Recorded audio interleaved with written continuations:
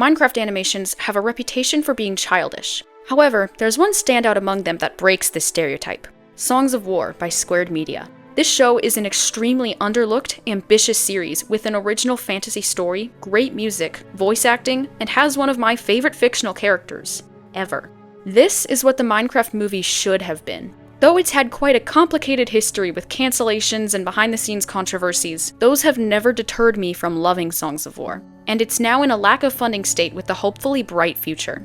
I adore this series despite its imperfections, and it's had a major influence on my life ever since the full movie was released in 2020.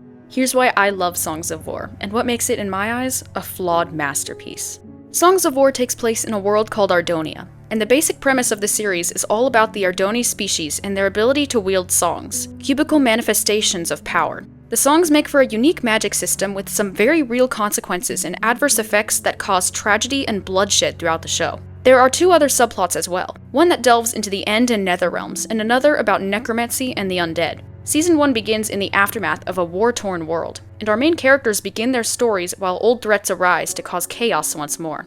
Two characters made this show truly stand out to me, as they are both well-written and have some crazy layers of depth. The fan favorite from Season 1, Champion Thalas, really made this show for so many people. We can't forget about the voice actor and all his iconic bloopers either. Carl G. Brooks is a certified legend. His character, Thalas, is an old warrior in Season 1. And for those who haven't seen the movie yet, I'm about to trek into spoiler territory, so I highly recommend finishing this video after you see Songs of War. Okay, spoiler time. The hardest hitting scenes in this show were definitely the death scenes, and Thalas' death in episode 6 is devastating on first watch. I say first watch because, as you'll come to learn while reading or watching the previously cancelled seasons 2 and 3, Thalas is a lot more morally complicated than you think.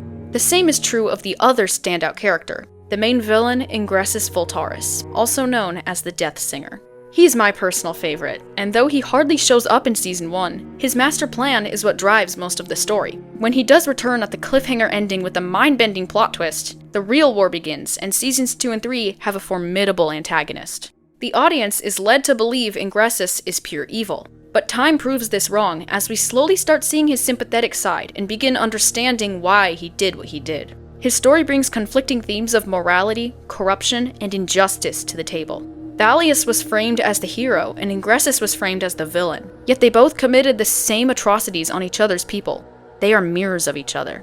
The genius of the Death Singer's writing is in his redemption arc. Many other sympathetic villains fall into the trap of being completely redeemed and treated as if they were a secret hero all along. But that doesn't happen with Death Singer. He was objectively the villain, and he knows this. In the finale, he tanks an axe to the chest while defeating the true most evil character. But this doesn't make Ingressus a hero. He passes on his staff and legacy to the real hero, Sen, trusting him to rebuild their clan and to end the cycle of violence that created the Death Singer in the first place. And that has so much more impact than everyone just forgetting about his evil deeds and proclaiming him faultless, only because he had a tragic backstory and sacrificed himself at the very end.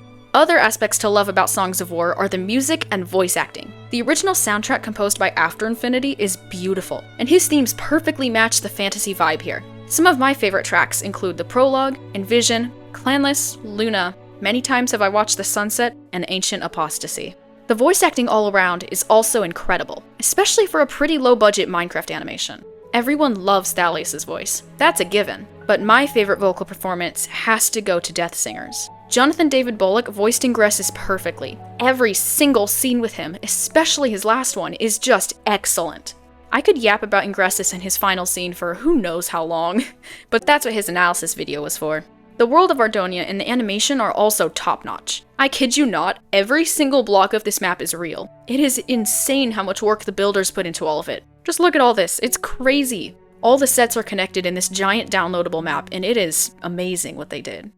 All that being said, yeah, this show definitely has some glaring problems, there's no getting around that fact. Particularly the writing, especially in Seasons 2 and 3, is overrun with flaws. Season 1 was able to cover up a majority of its writing sins through the amazing animation, but the community became well aware of the problematic writing in the cancelled seasons, since they only existed in script form for years. Much of the plot just lacked cohesion, Felden arc being the most obvious example of this, as it was just painfully isolated from the other two arcs. And most characters range from forgettable to straight up hateable for all the wrong reasons. Herobrine was also included as a cameo character. In Season 1, it was fine because he was presented solely as a myth. There's clearly legends about him and the bad luck he brings. But Seasons 2 and 3 throw all that out the window for a cheap cameo every few scenes, where he loses all sense of otherworldliness and mystery. The writers had two options at that point. Either go all in by including Herobrine with lore and a proper reason to exist, or have him not be present at all.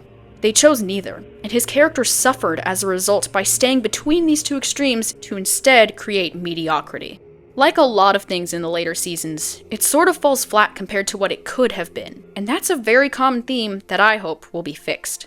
Songs of War is in an interesting position right now. Most of the flaws are found in the script for Seasons 2 and 3, which since December of last year has been decanonized by squaredmedia.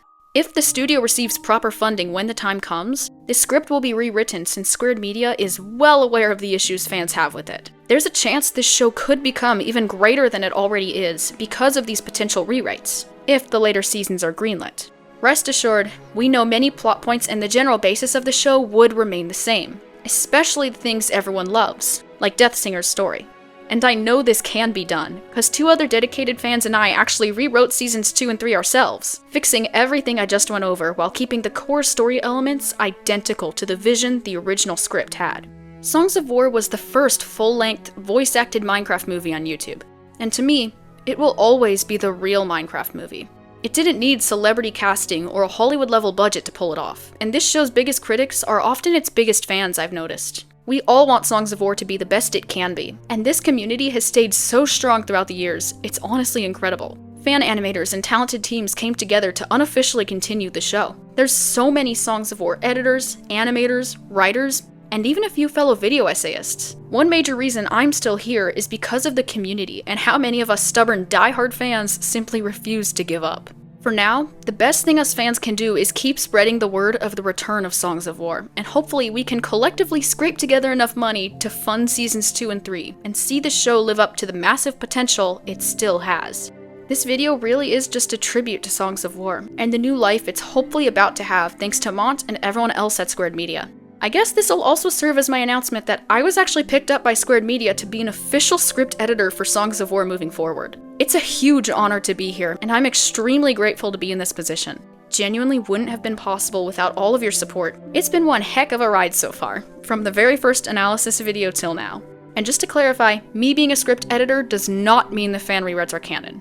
Also, a quick little life update for y'all. After this summer, uploads may slow down a little bit more because these are a ton of work and I won't have nearly as much free time to write and edit them. This series has been a huge part of my life and I don't see that changing anytime soon. So I'm not leaving. Even though I'm just reading words off a script, I want to sincerely thank you guys for supporting me all this time. You're all amazing and it genuinely means so much to me. So thank you for watching.